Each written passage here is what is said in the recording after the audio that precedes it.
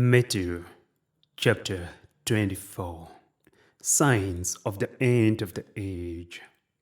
Jesus left the temple and was walking away when his disciples came up to him to call his attention to its buildings.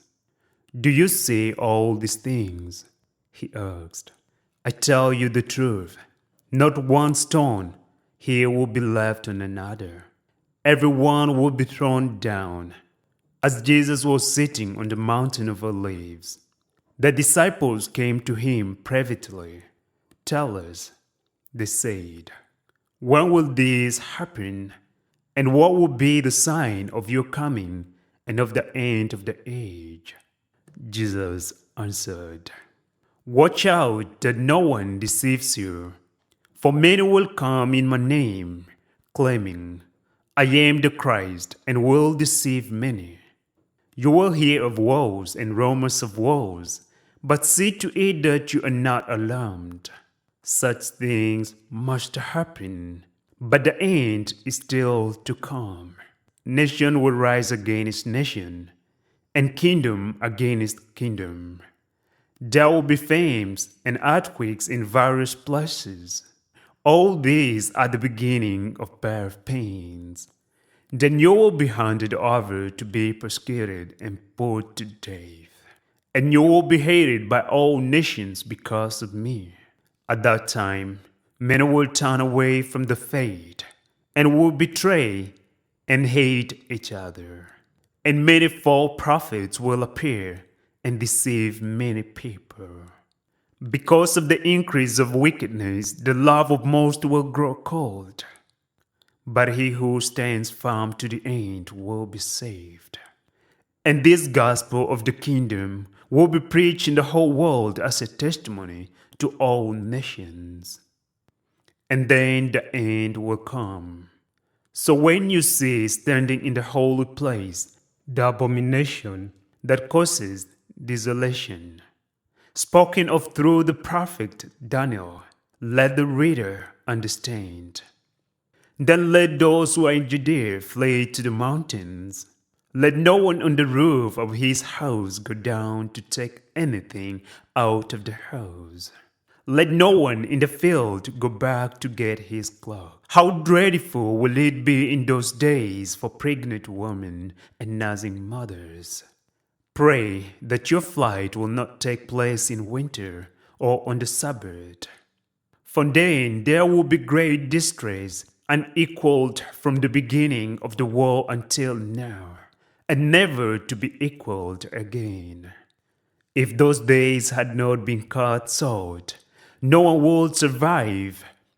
But for the sake of the elect, those days will be shortened.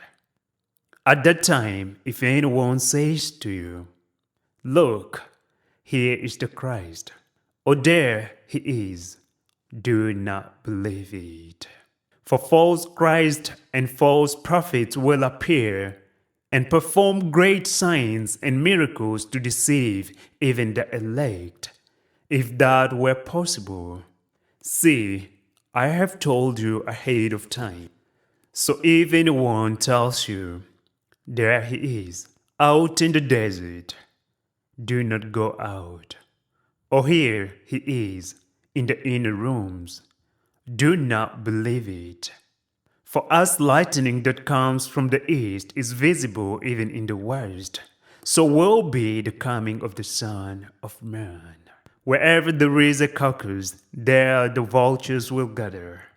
Immediately after the distress of those days, the sun will be darkened, and the moon will not give its light. The stars will fall from the sky, and the heavenly bodies will be shaken. At that time, the sign of the Son of Man will appear in the sky, and all the nations of the earth will mourn. They will see the Son of Man coming on the clouds of the sky, with power and great glory. And he will send his angels with a loud trumpet call, and they will gather his elect from the four winds and from one end of the heavens to the other.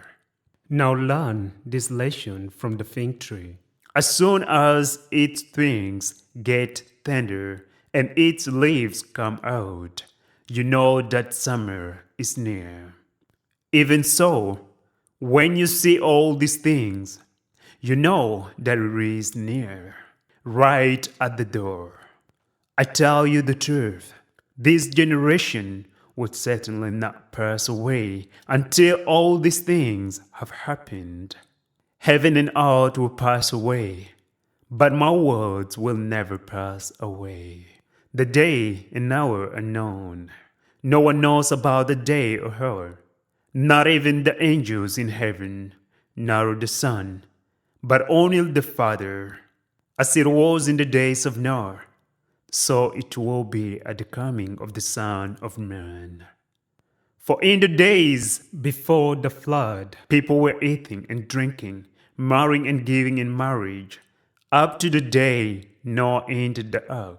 And they knew nothing about what will happen until the flood came and took them away.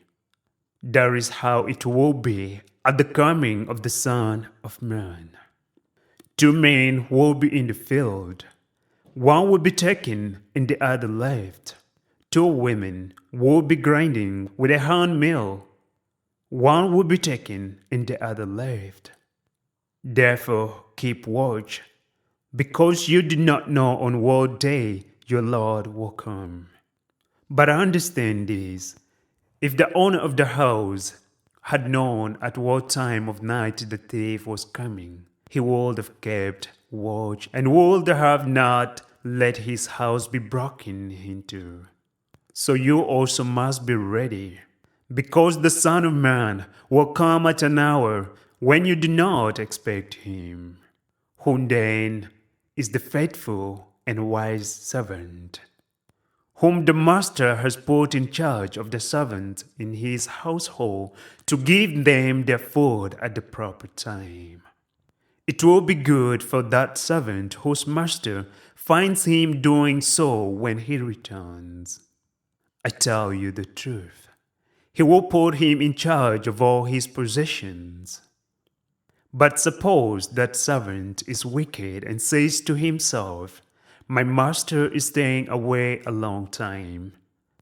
And he then begins to beat his fellow servants and to eat and drink with drunkards. The master of that servant will come on a day when he does not expect him, and at an hour he is not aware of. He will cut him to pieces and assign him a place with the hypocrites, where there will be weeping and gnashing of teeth.